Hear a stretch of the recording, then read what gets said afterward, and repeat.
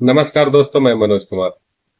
दोस्तों, आज इस वीडियो में बात करेंगे कि आपके पास जो थ्री व्हीलर है, फोर व्हीलर है या फिर कोई भी इंजन है, वो मोबिल क्यों खाने लग जाती है।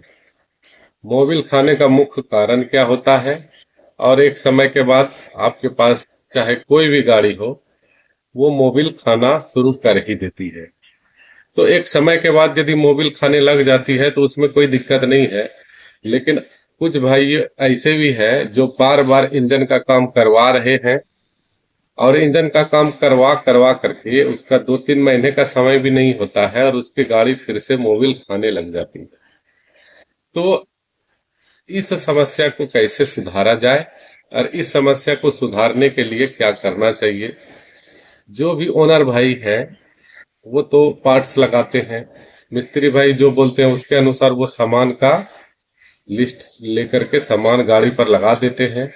लेकिन कुछ गलतियों के कारण फिर से यदि आपकी गाड़ी पर काम करने के बाद भी बार बार मोबिल उठाने की समस्या है, तो इसमें आप जो है आपका स्पेयर पार्ट का और मिस्त्री भाई तीनों का रोल बहुत इंपॉर्टेंट है और तीनों का योगदान है। इन तीनों के तालमेल में यदि गड़बड़ी होगी, यदि आप पार्ट्स अच्छा दिए हैं और आपके पास जिसके पास आप काम करवा रहे हैं वो मिस्त्री भाई उस पार्ट्स को अच्छा से अटैच नहीं कर पाए, तो उससे भी समस्या का निवारण नहीं होगा। उसके बाद मिस्त्री भाई अच्छा से आपके पार्ट्स को अटैच कर दिए, पार्ट्स भी आपने ओरिजिनल दिया, और आप गाड़ी चलाने की प्रक्रिया कुछ सही से नहीं चलाते हैं, आपकी गाड़ी की चलाने की तरीका सही नहीं है, तो उसके बाद भी आपकी गाड़ी मोबिल खाना प्रारंभ कर देगी। तो दोस्तों, आप इस वीडियो पर बने रहें। मैं कुछ ऐसी इंपॉर्टेंट बात बोलूंगा जो मिस्त्री भाई को बहुत मदद मिलेगी इससे, और उसके बाद चलाने वाले भाई को भी बहुत मदद मिलेगी। दोस्तों देखिए, जब आप अपने गाड़ी को लेकर के गैरेज पर जाते हैं कि हमारी गाड़ी रोज जो है 200 ml 100 ml मोबिल जो है उठाने लग गई है, मोबिल खाने की समस्याएं जो है खत्म ही नहीं हो रही, ये बार बार शुरू हो जाती है, 2-3 महीने में ये समस्या बार बार हो रही है, जबकि आपने गाड़ी पर BP kit, liner piston, connecting rod, यहाँ तक कि क्रैंक वगैरह भी बदलवा दिए, फिर भी आपकी समस्या सोल्व नहीं हो रही, तो आपको क्या क्या चेक करवाना चाहिए और मिस्त्री भाई को क्या क्या चेक करना चाहिए। सबसे पहले मैं इस वीडियो में मिस्त्री भाई को क्या क्या करना चाहिए उस बारे में बात करूंगा, क्योंकि मैं खुद एक गाड़ी पर काम करता हूं, तो मेरा खुद का पर्सनल अनुभव है, उस अनुभव से मैं आप लोग को बताता हूं।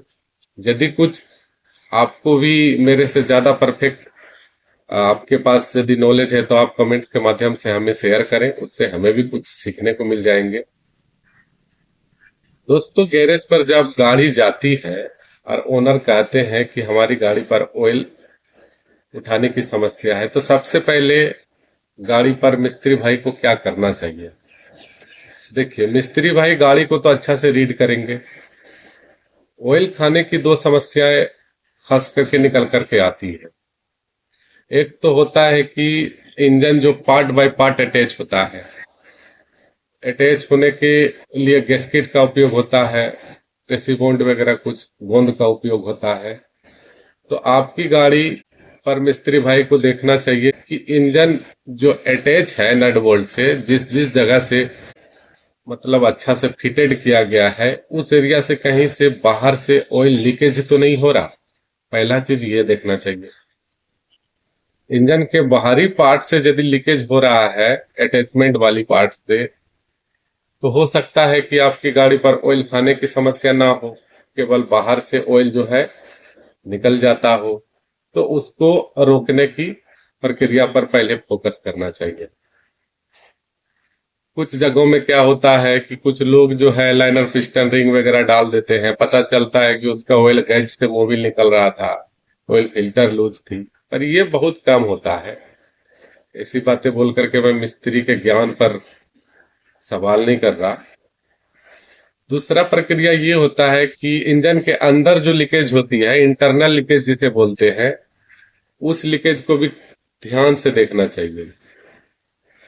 होता क्या है कि कभी कभी जो है इंटरनल लीकेज होता है इंजन पर। इंटरनल लीकेज कहने का मतलब इंजन के हेड जो होती है, उसके वाल, सील, गाइड, ये सब लीक होता है, जिसके कारण ऑयल जो है लीकेज होने लगती है अंदर ही अंदर।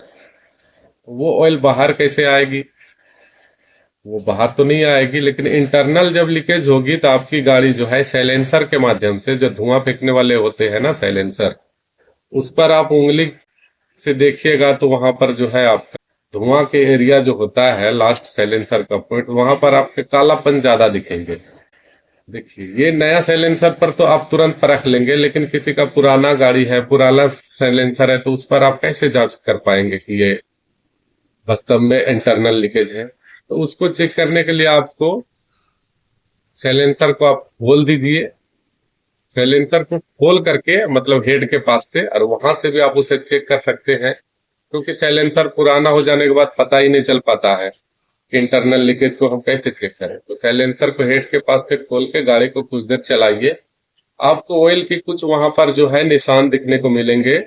धुआं जो है बहुत ज्यादा मात्रा में काला आएंगे, उसके साथ ऑयल आएंगे, तो आप समझ जाइएगा कि इंटरनल लीकेज है। उस कंडीशन में आपको इंजन को खोलना है एक एक करके, और आपको सबसे पहले हेड को चेक करना है। हेड का वाल, गाइड, सील, रोकर वगैरह जो भी है, केम शाफ्ट, केम फ्लोवर, टाइमिंग चेन, मतलब कोई भी इंजन की बात कर रहा हूं मैं, थ्री व्हीलर की, BS6, 4, 3, 1 जो भी आई है अभी तक में, तो आपको खोल करके उसको चेक करना है। चेक करने के बाद आपको एक एक करके देखना है कि किसमें खराबी थी, और उसको फिर आपको एक एक तरफ करके रख देना है कि जो जो खराब है उसे आपको खराब के लिस्ट में रखना है, और जो जो सही है उसे सही के लिस्ट में रखना है। उसके बाद आ जाती है ब्लॉक और बीपी किट की बारी। हेड जब हट जाती है इंजन से, तो आपको बीपी किट चेक करना चाहिए। बीपी किट की कंडीशन देखना चाहिए कि क्या पता उस पर रिंगे जो है चल रही है, फ्री फ्री तो नहीं चल रही। कुछ कंडीशन में होता क्या है, रिंग सही रहती है, लेकिन लाइनर जिसे हम बोलते हैं, ब्लॉक सिलेंडर जिसे बोलते हैं, वो घिस जाता है। कुछ आपको पिलर गेज से पता चलेगा। ये नॉर्मली कुछ अनुभवी मिस्त्री हाथ से ही छू छू करके पता लगा लेते हैं, तो वो खैर उसका टैलेंट है। लेकिन ये सब चेक करने का सही तरीका है, फिलर गेज का उपयोग करें आप। रिंग डाल करके नया रिंग लेकर के आप उस पर डालें, फिर फिलर गेज के माध्यम से आप उसे चेक करिए। तो आप बीपी किट चेक करिए, कनेक्टिंग रॉड चेक करिए, उसका बूस्ट चेक करिए। उसके बाद आपको इस सब में भी कुछ समस्या देखने को मिले तो ठीक है, या तो फिर आप उसको फिर से यूज कर सकते हैं। उसके बाद आपको करेंक भी देखना चाहिए। करेंक के अंदर में थ्रस्ट वाशर लगी हुई होती है, थ्रस्ट वाशर का गेपिंग भी चेक करना चाहिए। उसे भी आप फिलर गेज के माध्यम से चेक कर सकते हैं। कुछ कंडीशन में होता क्या है कि कनेक्टिंग करेंक रॉड के साथ जब चलती है, तो वो जो है दाएं बाएं जो है ज्यादा हिलती है। इसके कारण भी जो है ऑयल कंज्यूम होने लगती है। आपको पता नहीं चलेगी, पर वो ढक चलती है इंजन, तो वो चलने का तो चल जाती है, पर वो सही आपको परफॉर्मेंस नहीं देगी, आपका साउंड अच्छा नहीं आएगा। उसके बाद सारे चीजों को देख लेने के बाद आपको क्रेंक के अंदर जो होल वगैरह होती है, ऑयल चलने वाली, ऑयल पंप वगैरह सब चेक करना चाहिए बढ़िया से। आप सब चेक कर लीजिएगा तो आपको कुछ रिजल्ट निकल करके आएगा कि जो भी सामान खराब थी उसे बदलना है, आप उस सामान को बदलिए। उसके बाद जब आप इंजन फिट करने के लिए बैठिएगा, तो उस पर जो है ओरिजिनल जेन्युइन पार्ट्स जो होती है इंजन का, जैसे ग्रिप्स का है तो उसका कुछ जेन्युइन पार्ट्स होता है, बजाज का है तो वो अपना बजाज अपना रेपिंग में करते हैं, एफए प्याजो का है तो उसका भी अपना कुछ होता है, लेकिन एफए प्याजो पर भी ग्रिप्स का ही यूज होता है। कोमेन रेल होती है बड़ी ट्रक वाले इंजन, तो उसका कुछ अलग होता है। सबका अपना अपना एक जेन्युइन पार्ट होता है। जेन्युइन पार्ट को चेक करने के लिए क्यूआर कोड है, तो उसे भी, उसके माध्यम से भी आप चेक कर सकते हैं। तो आप ओरिजिनल पार्ट्स का उपयोग करके उसके बाद गाड़ी का जो है इंजन जब असेंबल करिएगा, उससे पहले आप उसको प्रॉपर वॉश करिए। जितना भी उसका क्रेंक पर लगने वाले बूस हो, या फिर बेरिंग हो, या फिर कनेक्टिंग रॉड हो, या फिर टाइमिंग चेन हो, जो भी चीज जो इंजन को मूव कराने में काम आती है, सारे चीजों को आप बढ़िया से रीड करिए। उसके बाद उसे वॉश करिए। वॉश करने के बाद एक बार फिर से रीड करिए। और उसके बाद आप उस पर रिजल्ट निकालिए कि क्या ये पार्ट्स सही है।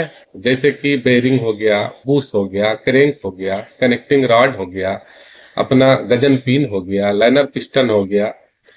रिंग तो 100% चेंज होगी ही होगी, इसमें कोई संदेह नहीं होती है। पिस्टन यदि पुराना लगा रहे हैं तो पिस्टन पर जहां पर रिंग बैठते हैं उस एरिया को भी अच्छा से वॉश करना पड़ेगा। तो सभी चीजों को आप पूरा अच्छा से वॉश करिए, कॉटन के कपड़ा से उसे अच्छा से धोइए, पेट्रोल से वॉश करिए, कॉटन के कपड़ा से उसे पोंछिए।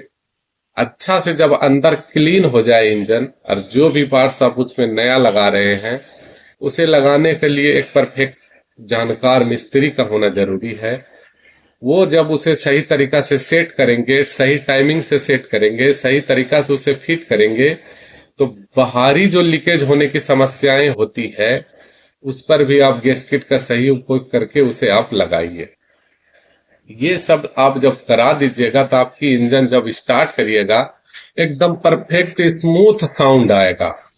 अच्छा आपका साउंड आ गया, स्मूथ उसका पर स्मूथनेस है, सब चीज परफेक्ट है, टाइमिंग से स्टार्ट हो रहा है, ज्यादा एकदम परेशानी नहीं हो रही है, तो समझ जाइए आपकी इंजन का लाइफ जो है इस बार आपको बेटर मिलने वाला है। तो ये हो गया मिस्त्री भाई का और ओरिजिनल पार्ट्स का उपयोग और मिस्त्री भाई का ज्ञान का कमाल। बात आती है तीसरा पॉइंट, ये देखा जाता है कि आप जब गाड़ी को चलाते हैं या फिर मिस्त्री भाई आपके गाड़ी के इंजन को बांध करके दे देते हैं तो आप उसको आइडल कंडीशन में कितने घंटा के लिए आपको चलाना चाहिए। सबसे इम्पोर्टेंट बात ये देखा जाता है, क्योंकि देखिए स्टैंडर्ड पार्ट्स आते हैं, सारे पार्ट्स एक्यूरेट नहीं आते हैं कि आप इस पे लगा करके चलाइए। बड़े ट्रकों में क्या होता है कि बहुत सारे पार्ट्स एक्यूरेट आता है, आप लगाइए और गाड़ी को चलाइए, कोई दिक्कत नहीं होती है, क्योंकि मैं उसमें भी काम करता हूं तो मैं जानता हूं सब। और छोटे गाड़ियों में एक्यूरेट पार्ट्स नहीं आता, स्टैंडर्ड मॉडल का आता है सब, उसको लगा करके आप उसे आइडल कंडीशन में बिना लोडिंग दिए हुए कम से कम आपको 1.5 से 2 घंटा चलाना चाहिए और लगातार कभी नहीं चलाना चाहिए। आप गाड़ी को स्टार्ट करिए, आधा घंटा 45 मिनट के लिए उसको चलाइए और फिर उसको 1 घंटा के लिए, आधा घंटा के लिए बंद कर दीजिए। उसके बाद पुनः उसको फिर से चलाइए आधा 1 घंटा के लिए, उसके बाद फिर से बंद कर दीजिए। उसके बाद इस प्रक्रिया को 2-3 बार आप दोहराइए, ज्यादा से ज्यादा 4 बार। 4 बार इस प्रक्रिया को पूरा कर लेने के बाद आपकी गाड़ी जो है अंदर से चलने के लिए तैयार हो जाती है, आपकी रिंगे वगैरह सब एक जगह एकदम फिट हो जाती है, उस पर कोई दिक्कत आपको महसूस नहीं होगी। उसके बाद आप नेक्स्ट डे जब आप उस गाड़ी को लोडिंग के लिए चलिएगा तो आप उस पर धीरे धीरे लोड देना चालू करिए। कहने का मतलब 3 व्हीलर पर लोडिंग कैपेसिटी तो 4-5 ही होती है, लेकिन कुछ भाई 10, 8, 7 कर देते हैं। तो आप 2, 3, 4, 5, 6 इस तरह करके लोडिंग कर करके अपने गाड़ी का लोडिंग कैपेसिटी को बढ़ाइए, आपकी गाड़ी ठीक हो जाएगी। और आप कभी भी गाड़ी को जब चलाते हैं ना तो सिंगल एक्सीलेटर पर कभी मत चलाइए गाड़ी को। सिंगल एक्सीलेटर पर चलाइएगा तो आपको माइलेज भी सही नहीं मिलेगा, आपकी इंजन को भी नुकसान होगी। सिंगल एक्सीलेटर कहने का मतलब आप एक बार एक्सीलेटर दिए चल गए 20 किलोमीटर, ऐसा नहीं होना चाहिए। आपको गाड़ी का एक्सीलेटर तोड़ तोड़ के चलाना चाहिए, जहां आपको रफ्तार मिले आइडल कंडीशन में चलाइए, उससे फ्यूल एफिशिएंसी भी बढ़ती है और आपकी इंजन का लाइफ भी बढ़ती है। एक लास्ट सबसे इम्पोर्टेंट बात यही है कि ज्यादातर केस में देखा जाता है कि एयर फिल्टर का जो असेंबली वगैरह होते हैं वो खराब रहती है, तो लाइनर पिस्टन रिंगे वगैरह बहुत ज्यादा खराब हो जाती है। तो कभी भी मिस्त्री भाई से मेरा सजेशन है, आप काम करते हैं तो एयर फिल्टर लाइन वगैरह जो है अच्छी तरह से चेक कर लें, हो सके तो उसे वॉश कर दें अच्छी तरह से। फिल्टर का कंडीशन ठीक नहीं है तो उसे बदलें। आशा करता हूं इस वीडियो के माध्यम से मैंने जो जानकारी दी आपको कुछ अच्छा लगा होगा। यदि कुछ अच्छा लगा है और मेरा सजेशन आपको ठीक लगा हो तो कमेंट्स के माध्यम से हमें अपना राय दें। नमस्कार।